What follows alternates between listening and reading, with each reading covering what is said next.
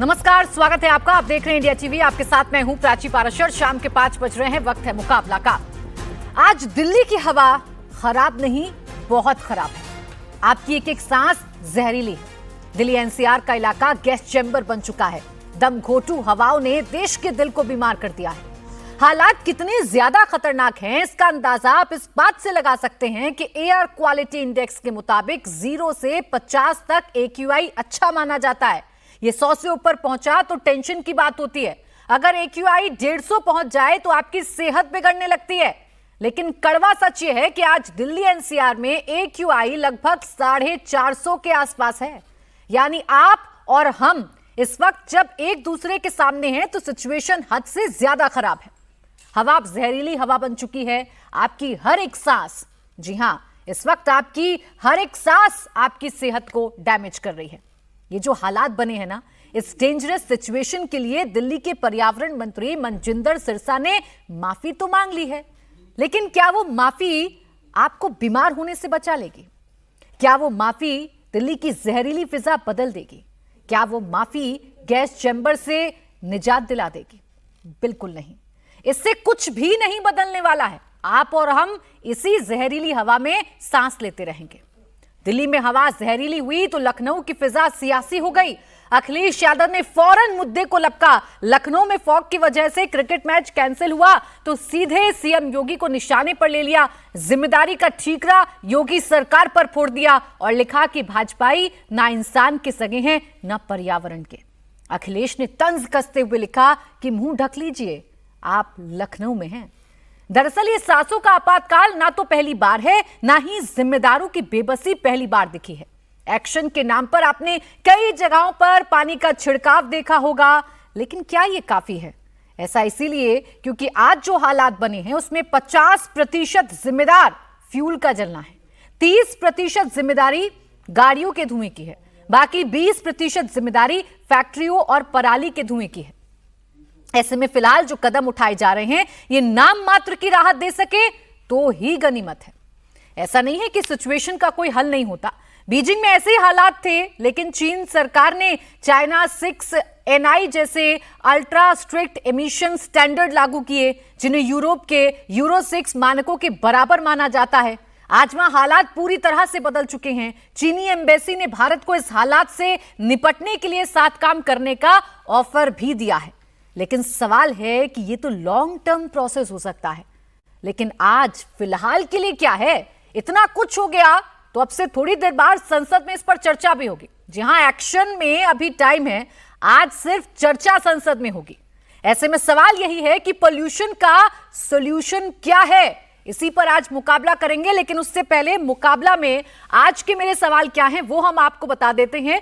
जो सबसे बड़ा प्रश्न है वो यही है दिल्ली एनसीआर की हालत देखकर कि पोल्यूशन का सॉल्यूशन क्या है। जो सवाल है वो ये है कि जहरीली हवा से छुटकारा कब मिलेगा? सवाल जो दिल्ली की जनता पूछ रही है, दिल्ली एनसीआर के लोग पूछ रहे हैं कि क्या माफी से सरकार की जिम्मेदारी खत्म हो जाएगी? और सवाल ये है कि पोल्यूशन पर तू मैं जो है वो कब तक जारी रहेगा? और सवाल ये भी है कि कब तक प्रदूषण का आपातकाल रहेगा? आज इन तमाम सवालों पर हम चर्चा करेंगे, लेकिन उससे पहले एक अपडेट और आपको बता देती हूं। आज संसद में चर्चा होनी थी प्रदूषण को लेकर, लेकिन फिलहाल कार्यवाही को स्थगित कर दिया गया है। कल प्रदूषण पर चर्चा की जाएगी। अब क्या हल निकलेगा ये जरूर देखना होगा। मेरे साथ खास मेहमान हैं चारू प्रज्ञा, प्रवक्ता भारतीय जनता पार्टी, अनुराग ढांडा, प्रवक्ता आम आदमी पार्टी, घनश्याम तिवारी, प्रवक्ता समाजवादी पार्टी और सौम्य दत्ता, पर्यावरण विशेषज्ञ के तौर पर हमारे साथ हैं। आप सभी का बहुत स्वागत है। चारू जी, आप ही से शुरुआत कर रही हूं और सबसे पहले तो आप यही बता दीजिए, अपना अपडेट ही दे दीजिए दर्शकों को। आपकी सेहत तो ठीक है ना? आप भी दिल्ली एनसीआर में रहती हैं, तबीयत ठीक है? नमस्ते प्राची जी, और सभी दर्शकों को भी मेरा प्रणाम। दिल्ली में तबीयत खराब केवल इस साल नहीं हुई है प्राची जी, पिछले साल भी थी, उससे पिछले साल भी थी, उससे पिछले साल भी थी, और तभी हम कहते हैं ये 11 साल की लेगेसी प्रॉब्लम है। हर साल दर साल आपने इस समस्या को बढ़ने दिया। और मैं तो ये पूछती हूं खड़ी होकर कि जो कहना चाहते हैं कि पुरानी बात ना करिए, आज की बात करिए, भाई जब आप ये हमें समस्याओं का पहाड़ देकर जाओगे, 11 साल लंबा पहाड़ देकर जाओगे और सोचोगे कि एक जादुई छड़ी हिलाकर हम उसको 10 महीने में, 11 महीने में खत्म कर देंगे, ऐसा हो नहीं सकता। लेकिन अप्रोच में फर्क है, काम में फर्क है। आम आदमी पार्टी के लिए एक सीजनल समस्या थी, दिवाली से लेकर सर्दी तक डिस्कस करी जाती थी। हमारे लिए पहले दिन की प्राथमिकता एनवायरनमेंट है, पर्यावरण है, चाहे वो यमुना जी का पानी हो या सांस लेने की हमारी हवा, और हर दिन हमने इस पर काम किया है। मैं आपको डेटे के साथ और नंबर्स के साथ बहुत सारी चीजें ऐसी गिना सकती हूँ जो पहले हो जानी चाहिए थी लेकिन किसी ने करी नहीं। आज की तारीख में 1800 से ज्यादा एनफोर्समेंट टीम्स हैं, आम आदमी पार्टी ने क्यों नहीं बनाई? फाइन्स और चलान्स भाजपा सरकार ने 400 करोड़ से ज्यादा के इशू करे हैं, आम आदमी पार्टी ने कभी यह काम क्यों नहीं किया? कंस्ट्रक्शन का जो इंस्पेक्शन होता है, अकेले नवंबर में 9,000 से भी ज्यादा जगहों पर हुआ है। कम से कम 40,000 से ज्यादा पॉट होल्स हमारे दिल्ली में फिक्स हुए हैं। मिस्ट लगाई गई है इलेक्ट्रिक पोल्स पर 326 और smoke guns mandated by law हो चुकी है। एक चीज हम सुप्रीम कोर्ट के साथ उनके गाइडेंस में पहले दिन से फॉलो कर रहे हैं। नतीजा क्या निकल पा रहा है? नतीजा निकल रहा है। मैं आपको ये गिनतियां इसलिए गिना रही हूं क्योंकि लॉन्ग टर्म एक प्लान है, शॉर्ट टर्म एक प्लान है। प्राची जी, शॉर्ट टर्म प्लान मैंने आपको बताया, वाटरिंग स्प्रिंकलिंग करिए, स्मोक गन्स चलाइए, आप मैकेनाइज्ड स्वीपर्स चलाइए, 75 स्वीपर चल रहे हैं। और लॉन्ग टर्म प्लान के लिए उसका असर क्या दिल्ली पर पड़ रहा है? बिल्कुल। एक बात बता दीजिए, आपके मंत्री ने माफी मांग ली, उस माफी का आम जनता क्या करे?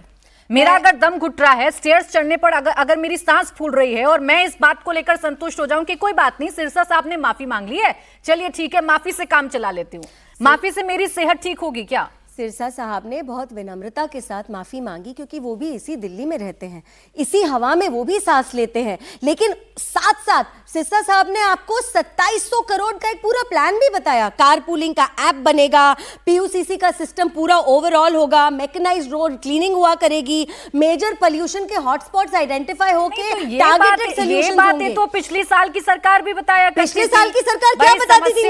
अच्छा हुआ आपने ये बात कही, हालात वही थे और मेरे सवाल भी वही थे। बस अंतर ये है चारू प्रज्ञा जी के सवालों के कटघरे में तब मैं अनुराग ढांडा जी को खड़ा किया करती थी, आज मैं आपको खड़ा कर रही हूं। लेकिन जब मुझे खड़ा कर रही है कि मेरे सवाल नहीं बदल पा रहे, मैं चाह रही हूं ये बदले। अब मैं आपको एक फर्क बताती हूं अनुराग जी की पार्टी में और अपनी पार्टी में। जब अनुराग जी की पार्टी पावर में थी तो 27 करोड़ खर्च हुए थे एडवर्टाइजमेंट में एक स्कीम के, जिसमें केवल 77 लाख अलॉटेड थे। तो 77 लाख की स्कीम को एडवर्टाइज करने में 27 करोड़ लगा दिए।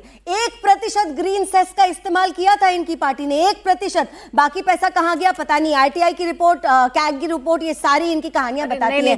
हमारे केस में हम चाहे बसेस खरीद के सड़क पे खड़ी कर दें। मुझे तो अभी आप दोनों समान लग रहे हैं, जैसे मेरे स्क्रीन पर आप दोनों आमने सामने बैठे, बराबर में बैठे हैं। आप दोनों का स्टैंड भी मुझे बड़ा ऐसा ही लग रहा है। पिछली बार जब इनसे सवाल पूछती थी तो ये कहते थे कि दिल्ली को बदनाम करने की कोशिश है, केजरीवाल की सरकार को बदनाम करने की कोशिश है, हरियाणा की वजह से हो रहा है, यूपी की वजह से हो रहा है। और आज आपने क्या किया? पंजाब की वजह से हो रहा है। पंजाब में जाके उन्होंने सरकार बनाई तो दिल्ली से हाथ खींच लिया। क्या किया? वो भी तो उसी पेज पर खड़े हैं ना, वो भी आज वही मजबूरी बता रहे हैं कि देखिए जानबूझकर दिल्ली को बदनाम कर रहे हैं। ये तो आम आदमी पार्टी वाले हैं जो जानबूझकर कूड़ा जला रहे हैं। आप कहां लगे हैं इनसे? समस्या का सलूशन आपके पास भी नहीं है। नहीं, मैं आपको ये अलग ही तो बताने की कोशिश कर रही हूँ। जब ये दिल्ली में थे पंजाब पे उंगली उठाते थे, आज पंजाब चले गए तो 3000 से भी ज्यादा आम आदमी पार्टी पर सवाल उठा दिए। नहीं तो हम काम भी तो कर रहे हैं। नहीं उठाया क्योंकि हरियाणा में आपकी सवाल उठाने से पहले मैंने आपको अपनी सरकार के काम गिनवाए हैं, आप सुनना नहीं चाह रही। 5000 किलोमीटर सड़कों पर अगर छिड़काव करा जा रहा है, पॉटहोल भरे जा रहे हैं, इन्होंने क्यों नहीं भरे? मैं सुनती और आप चाहती तो मैं अपने सारे पैनलिस्ट से ताली बजवाती आपके लिए, लेकिन अभी तो दिल्ली में एक एक सांस को लेकर मुश्किल हो रही है।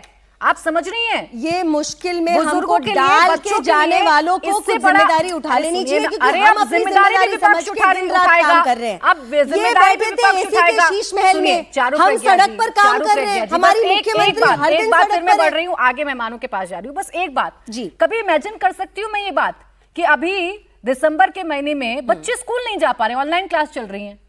बच्चों का क्या कसूर है? बच्चों की ऑनलाइन क्लास चल रही है, स्कूल नहीं जा पा रहे हैं, क्यों? क्योंकि बाहर अगर निकलेंगे तो बच्चों की सेहत के लिए खराब है। वो बुजुर्ग जो धूप सेका करते थे बैठकर विंटर्स में, उनको घर बैठा दिया गया है। क्यों? क्योंकि उनकी सेहत के लिए खराबी। और हम जैसे लोग जो बाहर निकल रहे हैं वो एक एक सांस जहरीली ले रहे हैं। क्या गुनाह किया भाई हमने? बिल्कुल आप गलत कह ही नहीं रही हैं प्राची जी, और मैं अपना स्टैंड तो बदल ही नहीं सकती, क्योंकि पिछले साल तक मैं जिस एयर पोल्यूशन के बारे में बात करती थी मैं आज भी वही कह रही हूँ, लेकिन मैं आपको अप्रोच में फर्क दिखा रही हूँ, काम में फर्क दिखा रही हूँ। मैं आपको ये बता रही हूँ यहाँ डिप्लॉयमेंट हो रहा है, काम हो रहा है, दिखाई दे रहा है। अनुराग टांडा जी, एक तो आप लिगेसी छोड़ गए, वो भी गलत वाली लिगेसी। आपने काम कुछ किया नहीं, दिल्ली को पोल्यूटेड होने दिया, और उसके बाद अब समस्या है। दूसरा, आप जानबूझकर परेशान कर रहे हैं अब इनकी सरकार को। क्यों कूड़ा जला रहे हैं? आपकी पार्टी से जुड़े हुए लोग, जीने दीजिए दिल्ली के लोगों को। देखिए, सबसे पहले तो प्राची जी मैं बहुत बहुत धन्यवाद करता हूं आपका कि कम से कम प्रदूषण के मुद्दे पर अब हम चर्चा कर रहे हैं, अब डिबेट हो रही है इस पर। काफी दिन से ये समस्या दिल्ली के लोग झेल रहे थे और पूछ रहे थे कि इस पर चर्चा क्यों नहीं हो रही है, सरकार इस पर क्यों नहीं बोल रही है। दूसरा कि चारू जी, ये बात तो ठीक नहीं है। आपने जब ये कहा कि 11 साल में कुछ नहीं किया दिल्ली में, कुछ नहीं किया दिल्ली में, तो आपने मोदी जी को भी कटघरे में खड़ा कर दिया। आधी तो दिल्ली की सरकार वही चला रहे हैं, केंद्रीय पर्यावरण मंत्री भी इसके ऊपर काफी कुछ कर सकते थे। तो इसका मतलब आपने कह दिया 11 साल में मोदी जी ने भी दिल्ली से प्रदूषण को ठीक करने में कुछ नहीं किया। आपने बिल्कुल साफ तौर पर ये बता दिया। हमने क्या किया, हमारी और आपकी सरकार में क्या फर्क है? ना आपने पंजाब में किया, प्राची जी मैं बता रहा हूँ, वहां तक की तो कम से कम पराली रोक दीजिए। आपके मुख्यमंत्री के गाँव की पराली तो रोक दीजिए। मैं बता रहा हूँ। सुनेंगे तो बताऊंगा ना। इस वक्त पंजाब में 80 से 100 AQI, इस वक्त पंजाब में 80 से 100 AQI इस वक्त जो है air AQI air quality index है। और इसको अगर आप देखेंगे तो पंजाब से जितनी भी हवा दिल्ली जाएगी तो वहां का प्रदूषण साफ ही होगा। तो इसलिए वो इल्जाम अब आपके पास बचा नहीं। तो आप पराली जलाएंगे, पराली करते रहे। नहीं तो आप पराली जलाएंगे, आप ये कहना चाह रहे हैं? अनुराग जी पहले ये बताइए, मतलब आप पराली जलाएंगे? अगर हरियाणा में 200 पर पराली रुक सकती है और ये सैटेलाइट का डेटा है, ये मैं नहीं कह रही, तो लेकिन आप जाकर पंजाब में 3200 से ज्यादा पराली जलाएंगे। चारू जी कंप्लीट करनी नहीं, मैं कंप्लीट करने दे रही हूँ, पर वो तो कह रहे हैं कि भाई पराली जलेगी। देखिए, आप इसलिए नहीं सुनेंगे क्योंकि पोल खुल रही है। पूरी तरीके से एलिजिबल हैं, विपक्ष में चारू जी इसलिए नहीं सुनेंगे क्योंकि पोल खुल रही है आपकी। पूछिए सुनिए ना चारू जी, सुनिए। 80 से 100 AQI पंजाब में है, गेहूं की फसल में दूसरा पानी आने को हो गया तो पराली जलने का कोई सवाल नहीं है। तो इसलिए आज तो आपको साफ साफ ये बताना चाहिए कि दिल्ली में आज प्रदूषण के ये हालात क्यों हैं। उससे भी ज्यादा आप कम से कम ये तो बताइए कि आप कर क्या रहे हो। हमारी सरकार के समय अगर यह सवाल पूछा जाता था तो हम ये बताते थे कि हम इलेक्ट्रिक व्हीकल पॉलिसी लेके आए जिससे नए व्हीकल 17% इलेक्ट्रिक होने शुरू हो गए थे। आपने उसको आगे बढ़ाने के लिए क्या किया मुझे बताइए। हम जब आए तो हमने महिलाओं के लिए बस में सफर फ्री किया, आपने उसके ऊपर भी लिमिटेशन लगा दी 10 तरह की। पब्लिक ट्रांसपोर्ट का यूज जब तक आप नहीं बढ़ाएंगे तब तक आप पोल्यूशन कैसे कर्व करेंगे, आप मुझे बताइए इसका कोई भी एक तरीका।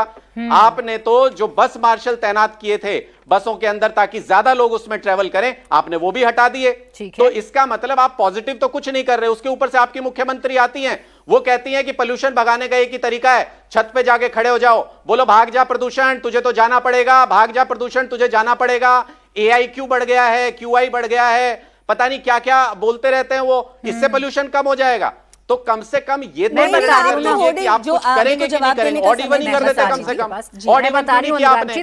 चारू जी ये बताइए, ऑड इवन क्यों नहीं किया आपने? 800 करोड़ के होर्डिंग लगाते थे और आपको लगता था उससे प्रदूषण जा रहा है। बस इसकी बात अच्छा किया आपने। छोड़िए ना 800 करोड़ के होर्डिंग, ऑड इवन क्यों नहीं किया आपने? खरीदी अरे 800 करोड़ के होर्डिंग आप छोड़िए। अरे नहीं, रुक जाइए चारू जी और अनुराग जी, मैं आप दोनों को रोक रही हूँ। नहीं, मैं आप दोनों को रोक रही हूँ क्योंकि मैं नहीं चाहती कि ऐसे वक्त में जब सांसों का आपातकाल है, चारू प्रज्ञा जी रुकिए, ऐसे वक्त में जब सांसों का आपातकाल है, ऐसे वक्त में रुकिए प्लीज, रुकिए। अब उनकी सरकार नहीं आपकी सरकार है। मैं नहीं चाहती कि मैं अपने डिबेट में तू मैं करूं। मैं सोल्यूशन पर बात करना चाह रही हूँ। मेरे साथ सौम्य सर भी हैं, उनको मैं पूरा मौका देना चाह रही हूँ, कुछ सजेस्ट कर पाए। उससे पहले बस एक बार घनश्याम तिवारी जी का रिएक्शन में ले लूं। घनश्याम तिवारी जी, मेरी शिकायत सिर्फ इतनी भर है कि ऐसे वक्त में जब पूरे देश को एक साथ मिलकर चलना चाहिए, इसमें अपॉर्चुनिटी खोजी जाती है। पिछली बार हम देख रहे थे जब बीजेपी विपक्ष में थी तो बीजेपी कहती थी दिल्ली की सरकार नाकाम है। आज आम आदमी पार्टी विपक्ष में है तो कह रही है कि दिल्ली की सरकार नाकाम है। पिस कौन रहा है भाई? पिस तो जनता रही है ना, चाहे यूपी की बात हो, चाहे हरियाणा की बात हो, चाहे दिल्ली NCR की बात हो। नमस्कार प्राची जी, आपको, दर्शकों को और को पैनलिस्ट को। 3 बातें अहम हैं। पहली बात कि देश के प्रधानमंत्री जब जनता पिस रही है, दिल्ली में लगभग 30 से 35 लाख बच्चे हैं जो 7 साल से कम उम्र के हैं। ये पिस रहे हैं, ये अपने आने वाले समय में बीमार रहेंगे। ये कोई भी आपको पल्मोनोलॉजिस्ट बता सकता है। दिल्ली में लगभग 15 लाख ऐसे लोग हैं जो 62 साल से ऊपर के उम्र के हैं। ये बीमार चल रहे हैं, ये दिल्ली के अस्पताल बता सकते हैं।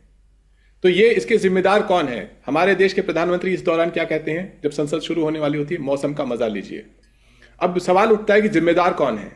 आपका कोई भी दर्शक अगर बेसिक गूगल सर्च करे तो उसे ये पता चलेगा कि पिछले 10 साल में मोदी सरकार का जो नाम बदलने की आदत है, ministry of environment, forest and climate change, सुंदर नाम है। कितना बजट पिछले 10 साल का?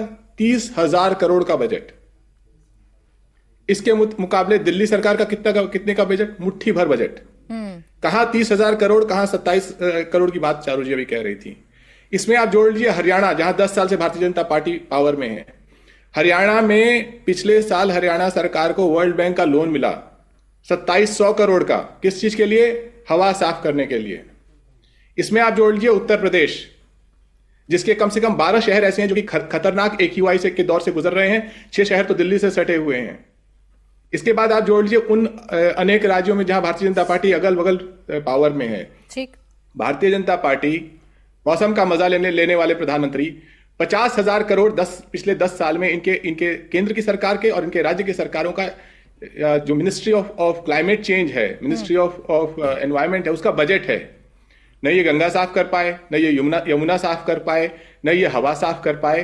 प्रदूषण चहुं ओर है। बस इन्होंने अपने ऊपर की जो जिम्मेदारी थी, जो धब्बा इनके ऊपर लगना चाहिए था, उस धब्बे को प्रधानमंत्री जब दिन में 6 बार अलग अलग फैशनेबल कपड़े पहनते हैं और अलग अलग मंचों में भाषण देते हैं तो वो धब्बे दिखाई नहीं देते। ठीक है। वो धब्बे किसी तरीके से कोशिश करते हैं कि पंजाब सरकार के ऊपर धब्बे दिखाई दें। वो धब्बे दिखाई देते हैं कि ये कह दिया जाए कि भाई इस पे पॉलिटिक्स क्यों हो रही है। घनश्याम तिवारी जी, क्या आप इस कुछ अलग संसद के पहल सत्र कर में दीजिए। भी चलिए आज कोई सोल्यूशन दे दीजिए, कोई सुझाव दे दीजिए। आप ही कुछ सुझाव दे दीजिए कि सरकार को क्या करना चाहिए और ये सरकार क्या नहीं कर रही है। बाकी मेरे साथ एक्सपर्ट तो हैं, सौम्य जी बताएंगे। मैं सुझाव देता हूं। अगर ये सरकार सुन रही है, इसमें पढ़े लिखे लोग तो है नहीं, नाम बदल देते हैं, सबकी डिग्री अजीबो गरीब है। लेकिन अगर ये सुन रही है तो आज के दौर, ये AI का दौर है। अब आपको वो स्लेज हैमर वाली तकरीर, आप बड़ा सा हथौड़ा लेकर के मत चलाइए कि ये गाड़ियां अलाउड नहीं है, वो गाड़ियां अलाउड नहीं है। आपके पास पूरा डेटा है। आपके पास हर पेट्रोल पंप के लेवल पे डेटा है कि वहां पर जिन लोगों ने प्रदूषण सर्टिफिकेट बनाया है उनकी गाड़ियों का प्रदूषण स्तर कैसा है। आपके पास उनके फोन नंबर्स हैं। जिस चीज को आप जिम्मेदार समझते हैं, जहां बिल्डिंग कंस्ट्रक्शन है आपका वो जियो टैग्ड है। अगर आप चाहें, depending on in a dynamic way, depending on जो AQI लेवल चल रहे हैं उसके हिसाब से इन सभी लोगों को के काम में बढ़ोतरी घटोतरी कर सकते हैं। लेकिन आपको तो दिमाग ही नहीं लगाना है। इस देश में दिमाग तो सिर्फ मोदी जी के पास है और मोदी जी देश के बाहर है। सर अभी तो यही सब मेजर्स हैं जो किए जा रहे हैं और यही चाइना ने किया और उसका फायदा हुआ। लेकिन ये लॉन्ग टर्म है, अभी के लिए क्या सोल्यूशन है? सवाल तो यही है। मैं आती हूँ चारू जी आपके पास, मैं सोल्यूशन की तरफ बढ़ रही हूँ। बस मुझे एक बार डॉक्टर सौम्या की तरफ जाना है, उसके बाद डॉक्टर साहब के पास आऊंगी। सौम्या सर, अब आप मुझे बताइए, ये सोल्यूशन जो चाइना कह रहा है, चाइना की आज जो चीनी एम्बेसी है उसका मैं ट्वीट भी पढ़ रही थी, वो ये कह रहे हैं भाई हमने बीजिंग में खत्म करके दिखाया, चाइना और भारत मिलकर कर सकते हैं। आप बताइए क्या पॉसिबिलिटी है, क्या संभावनाएं, कैसे हम निकलेंगे इस आपातकाल से? देखिए, इससे निपटने के लिए चाइना के तरफ जाने का विशेष कोई जरूरत नहीं है।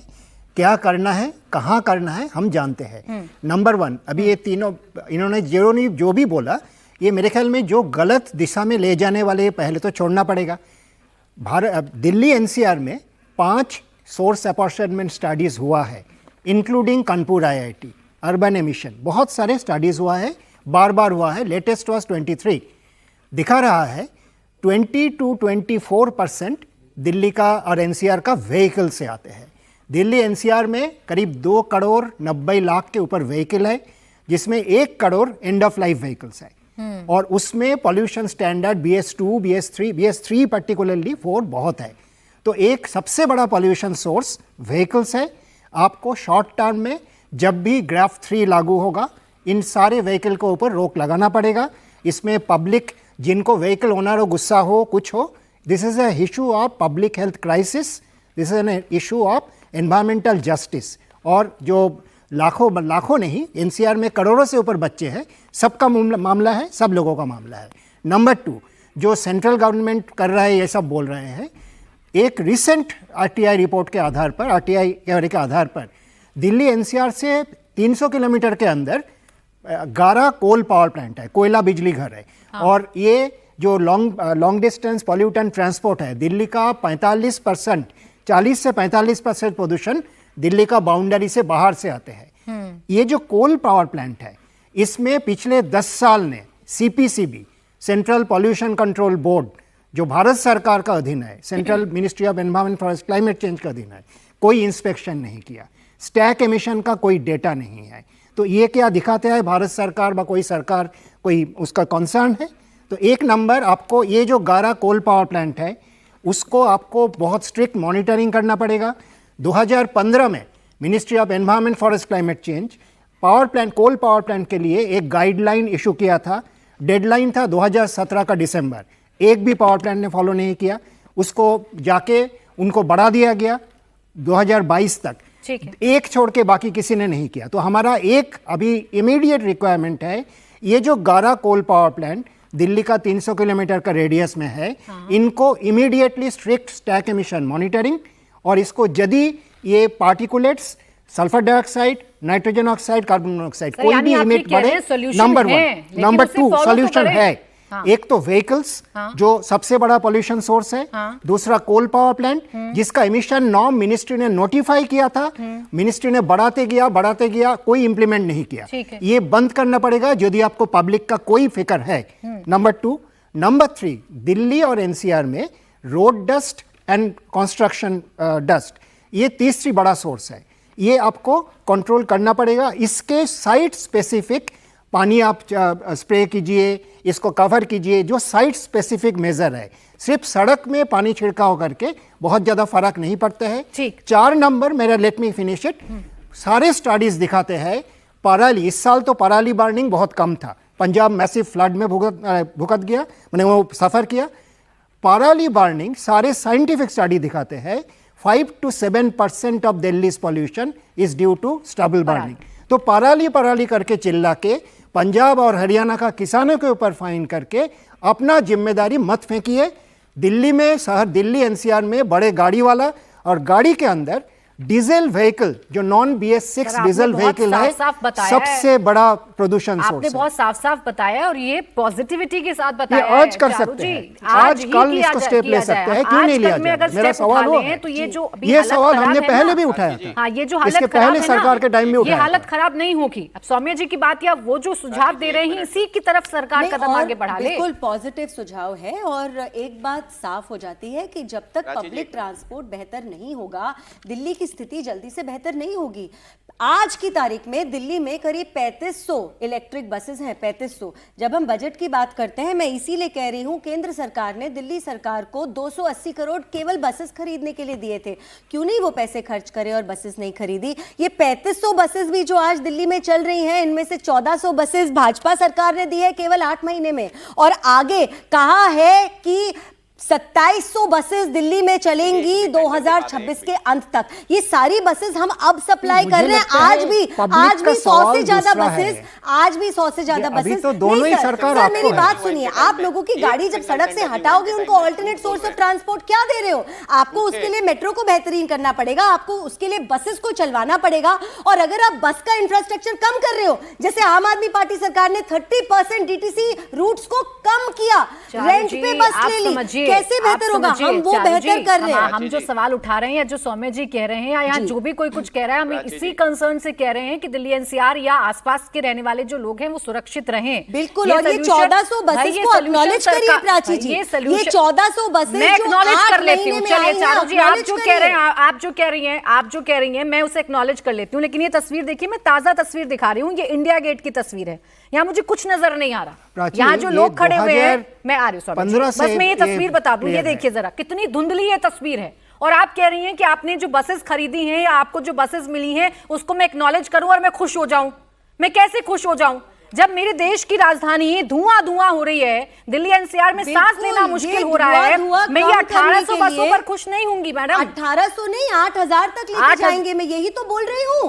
वो पहले अगर हमने पिछले 10 सालों में भी धीरे धीरे खरीदी होती तो आज ये स्थिति नहीं हुई होती दिल्ली की। प्राची जी ये बात को आप समझिए, छोड़ के गए हैं इतना बड़ा पहाड़ जिसको धीरे धीरे आपको मेहनत करके पार्टी कर रही है, जानबूझकर कर रही है। ये बात सही है। और ये चाइना नहीं है कि आप बोल दीजिए गाड़ी हटा दीजिए सड़क से। सुनिए सुप्रीम कोर्ट 2011 में 12 में उनका एस्टिमेट था 11,000 बस दिल्ली में चाहिए। ठीक है। जब कांग्रेस सरकार गई, जब आम आदमी पार्टी सरकार आई, तब 6,000 के आसपास बसेस थी। ठीक है। आम आदमी पार्टी का सरकार पहले आके बीआरटी को तोड़ दिया। BRT was a very good solution. BRT बस रैपिड ट्रांजिट उसके तोड़ा और अंत तक 6,000 से ज्यादा पब्लिक बसेस नहीं आया। मेरा किसी पार्टी के साथ कोई रिश्ता नहीं है, जो रियलिटी है उसको आपको देखना पड़ेगा। हमें क्या ये हुआ समझना है कि तूतू मैमी की राजनीति में नहीं पड़ना है। ये जो आपको इंडिया गेट अभी नजर नहीं आ रहा ना इन तस्वीरों में, ये इंडिया गेट नजर आना चाहिए। लोगों को सांस लेने दीजिए। यही आज का मेरा मूल प्रश्न है कि ये कब खत्म होगा पोल्यूशन, दिल्ली को कब इस आपातकाल से छुटकारा मिलेगा। बहुत शुक्रिया आप सभी खास मेहमानों का हमारे साथ जुड़ने के लिए और इस चर्चा में शामिल होने के लिए। तो दिल्ली के पोल्यूशन पर तो चर्चा कल होनी है।